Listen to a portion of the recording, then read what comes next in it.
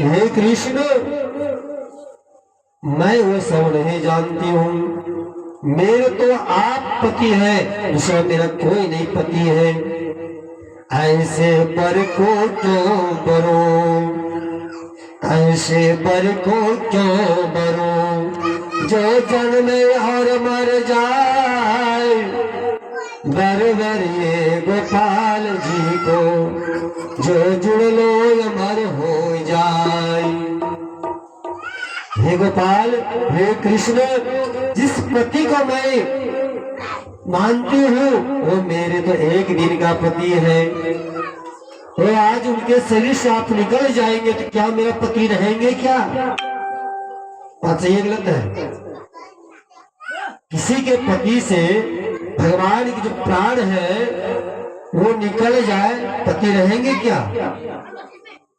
तो भगवान की कृपा से जो है मेरा पति जिंदा है, और वो तो मेरा स्वार्थ का पति है। अगर मैं उसे काम कर दूंगी तो वो मेरा पति है, और वो मुझे कमा कर ला के देंगे तब मैं, वो मेरा पति है और मैं उसकी पत्नी हूँ। ये स्वार्थ की रिश्ता है गोविंद। लेकिन आप तो मेरे जन्म जन्म का पति है, एक जन्मों का नहीं 84 लाख योनियों का पति है। मेरे तो गिरधर गोपाल दूसरो न कोई, जाके सिर मोर मुकुट मेरे पति सोई।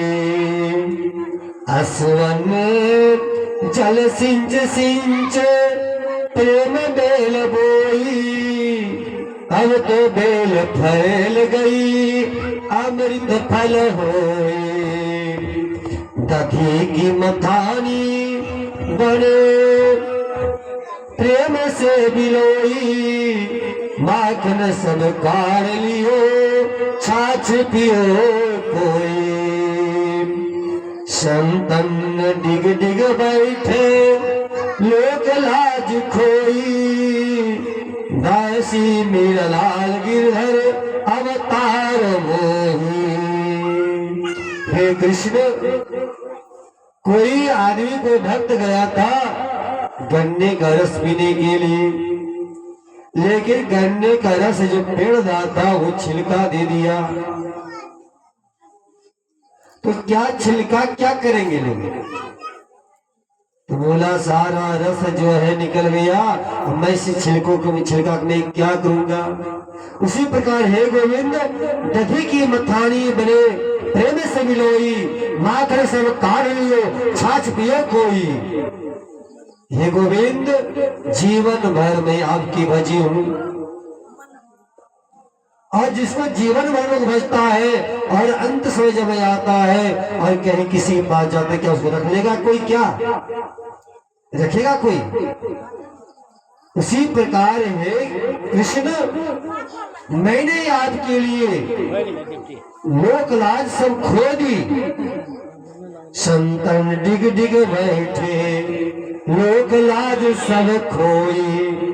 हे गोविंद, मुझे परवाह नहीं है कि मुझे पति क्या कहेगा, सास क्या कहेगी, ससुर क्या कहेगा, ननद क्या कहेगी, वो मुझे परवाह नहीं है। और वास्तविक बात है, गोपियां जो थी वो किसी की पत्नी नहीं थी, किसी की बेटी नहीं थी, किसी की बहू नहीं थी।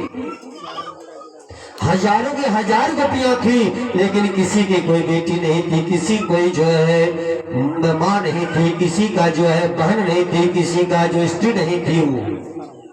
वो सब जो है कोई उपासनाओं का मंत्र है, कोई वेदों की ऋचा है, कोई ऋषि महामुनि है, कोई जो मिथिलानिया है, जो मिथिला में भगवान गए थे विवाह करने के लिए, और वहां भगवान को देखकर मोहित हो गए थे।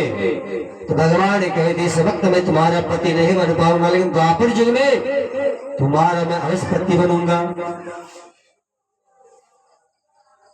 तो 6 महीना तक जो है गोपियों ने भगवान साथ में रहे, और ना पति खोजा उसे, ना सास ससुर खोजा,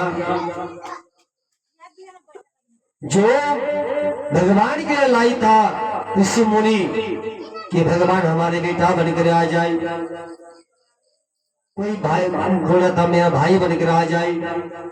आज सारी ऋषि मुनि सब जो है गोपी बनकर आए हैं।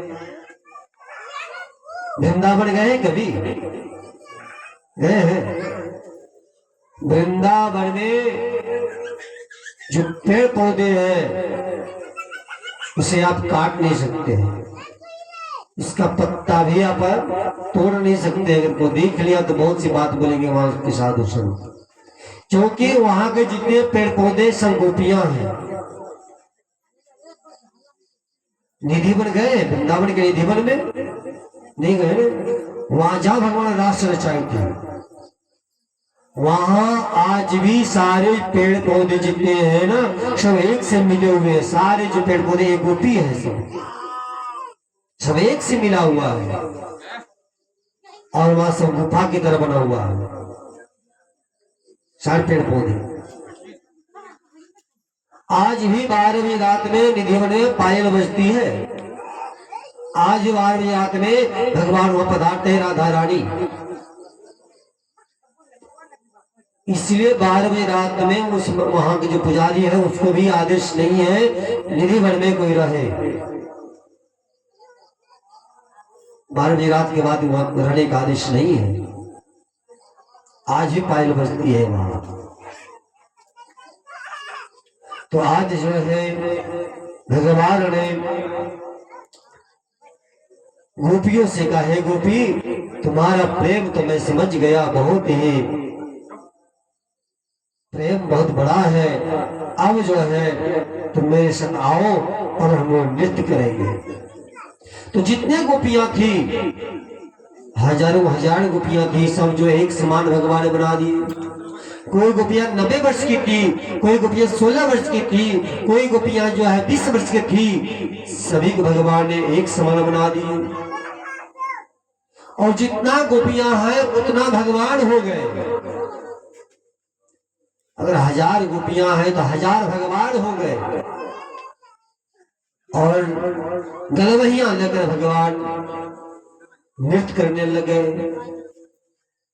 अब नृत्य करते करते गोपियों के मन में आभास हुआ कि हम कितना सुंदर हैं। जो ब्रह्मांड नायक है, जो ब्रह्मांड की रचना करने वाले हैं, आज मेरे साथ नृत्य कर रहे हैं, नाच रहे हैं।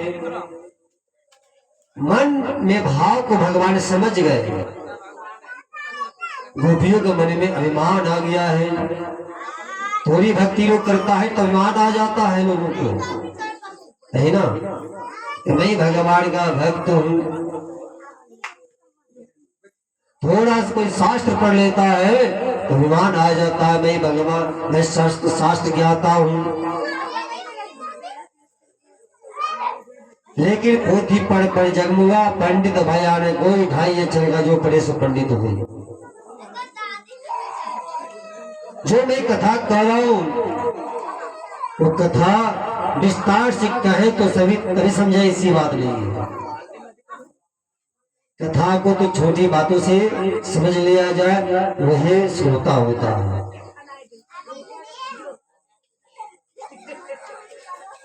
क्योंकि भागवत का जो 18,000 श्लोक है और सभी श्लोकों में भगवान का वास है।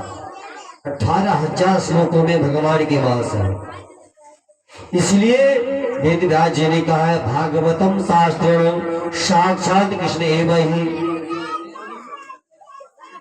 ये साधारण कोई किताब नहीं, कोई पोथी नहीं है, साक्षात श्री कृष्ण है। क्योंकि जब भगवान प्राधाम जा रहे थे ना, तो उद्धव जी ने पूछा, हे भगवान आप जो है प्रधान को जा रहे हैं तो धर्म का स्थापना क्या होगा, धर्म क्या होगा? तो भगवान ने कहा, उद्धव मैं कहीं जाता आता नहीं हूं,